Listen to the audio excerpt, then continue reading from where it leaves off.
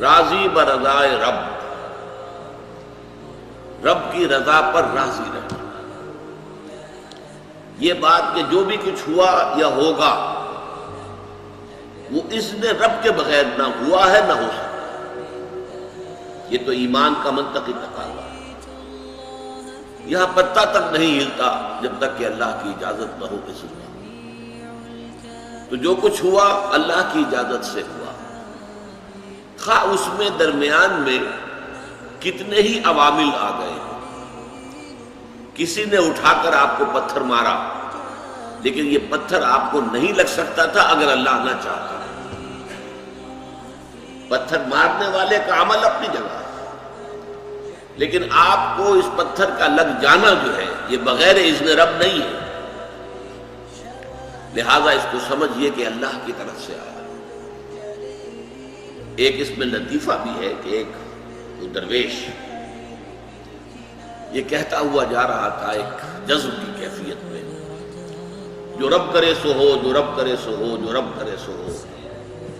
ایک شخص نے اٹھا کر اس کے سر پہ پتھر دے مارا، اس نے پلٹ کر دیکھا تو شخص نے کہا مجھے کیا دیکھتے ہو، جو رب کرے سو ہو۔ اس درویش نے جواب دیا کہ یہ پتھر مجھے تو رب کے مارے ہی لگا ہے، لیکن میں دیکھ یہ رہا تھا کہ بیچ میں منہ کس کا کالا ہو گیا، کس نے اپنے لیے جو ہے وہ عذاب اللہ کا کما لیا، ورنہ مجھے بہرحال یہ پتھر لگا ہے تو اس میں اذن رب شامل ہے۔ اچھا، اب جو شے اذن رب سے ہو رہی ہے، بندہ مومن کا اگر اپنا تعلق اللہ کے ساتھ مخلصانہ ہے، اس میں منافقت نہیں ہے، اس میں ریا نہیں ہے، اس میں دھوکہ نہیں ہے، اس میں فریب نہیں ہے، مخلص مخلصین لہ الدین،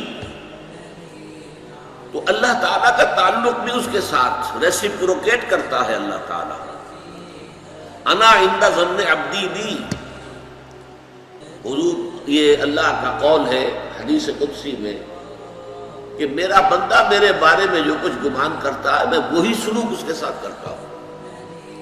اللہ تعالیٰ بھی مخلص ہے، اللہ تعالیٰ کی مرضی کے بغیر کچھ نہیں ہو سکتا، تو یقیناً جو کچھ ہوا ہے اس میں میرے لیے خیر ہے، چاہے فوری طور پر مجھے ناگوار گزرا ہے، مجھے تکلیف ہوئی ہے، میرے لیے یہ شے جو ہے ناپسندیدہ ہے، لیکن ان دی لانگ رن مجھے یقین ہے کہ اس میں خیر ہے۔ بیدک الخیر انک علی کل شیء قدیر، اے اللہ تیرے ہاتھ میں خیر ہی خیر ہے، تو ہر چیز پر قادر ہے۔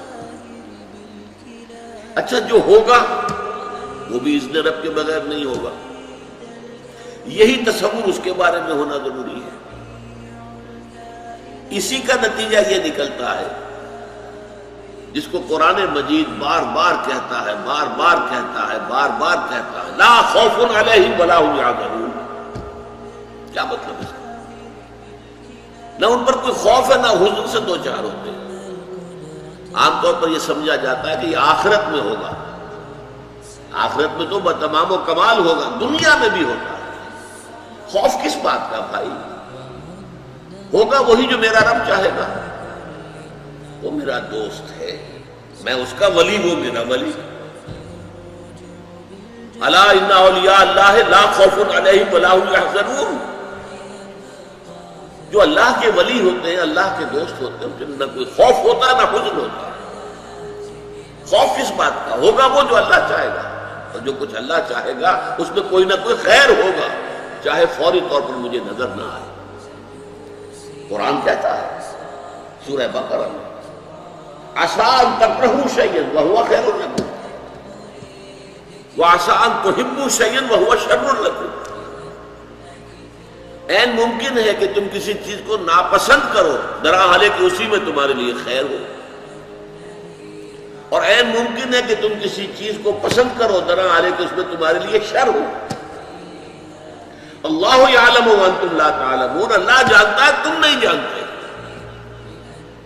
تم افعال و اعمال و احوال و واقعات کے ظاہر کو دیکھتے ہو، اس سے متاثر ہو جاتے ہو، اس کے پردے میں کیا مشیت اذنی ہے، کیا ارادہ خدا بندی ہے، اس کے پشت پر کیا چیز ہے جو اللہ تعالیٰ کو مطلوب ہے، یہ ہمیں نظر نہیں آتا.